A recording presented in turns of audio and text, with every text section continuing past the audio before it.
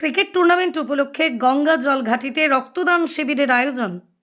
আগামীকাল শুরু হতে চলেছে গঙ্গা জলঘাটি চ্যালেঞ্জার্স ট্রফি। আর সেই উপলক্ষেই আজ গঙ্গা জলঘাটিতে আয়োজিত হলো এক বিশেষ রক্তদান শিবির। রক্তের সংকট মেটাতে এবং সমাজের প্রতি দায়িত্ববোধ থেকেই এই উদ্যোগ নেয় আয়োজক কমিটি। শিবিরে স্থানীয় বাসিন্দারা ব্যাপক উৎসাহের সঙ্গে অংশ নেন। পুরুষ ও মহিলা মিলিয়ে মোট ৪৫ জন রক্তদাতা স্বেচ্ছায় রক্তদান করেন। স্থানীয় হাসপাতালে ব্লাড ব্যাংকের সহযোগিতায় এই শিবিরটি পরিচালিত হয়। আয়োজক কমিটির এক সদস্য জানান, খেলার সঙ্গে সামাজিক দায়বদ্ধতাও গুরুত্বপূর্ণ। এই রক্তদান শিবিরের মাধ্যমে অনেক জীবন রক্ষা পাবে, যা আমাদের জন্য অত্যন্ত গর্বের বিষয়। স্থানীয় প্রশাসন ও চিকিৎসা বিভাগের কর্মকর্তারাও এই মহৎ উদ্যোগের প্রশংসা করেন।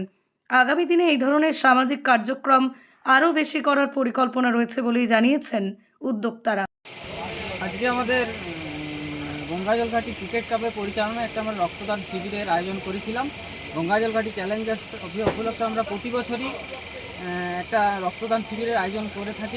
আমাদের ক্লাবের ওইটাই লক্ষ্য যে সমাজের বিভিন্ন উপকারে আমরা যাতে আসতে পারি।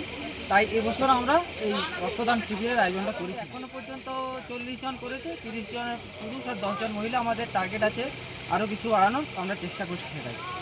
আগামী দিনেও আরও কী কী চিন্তাভাবনা রয়েছে আপনাদের? দেখুন, আমাদের ক্লাবের সবসময় লক্ষ্য হচ্ছে আমরা সমাজের জন্য কিছু একটা করবো, তার সঙ্গে খেলাধুলাটাকে আমরা চালিয়ে যাব।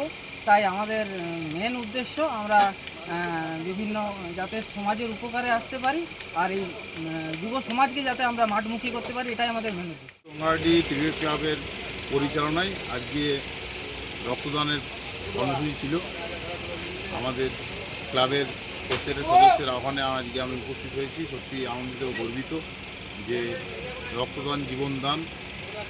এই মহামারী থেকে যে রক্তের সংকট চলছে, আমাদের গঙ্গাটি ক্রিকেট ক্লাবের সদস্যরা ভালো উদ্যোগ নিয়েছে।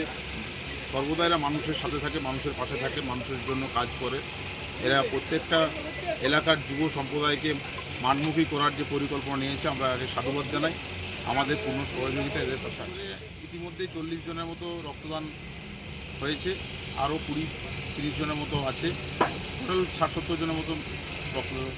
আগামী দিনে রক্তদানের কর্মসূচির মতো আরও মানুষের জনমুখী যে কর্মসূচি আছে, মানুষের সাহায্যে মানুষকে বিভিন্ন দিক দিয়ে সাহায্য করা, বিভিন্ন কর্মসূচির মধ্য দিয়ে মানুষকে সহযোগিতা করা, এটাই আমাদের লক্ষ্য।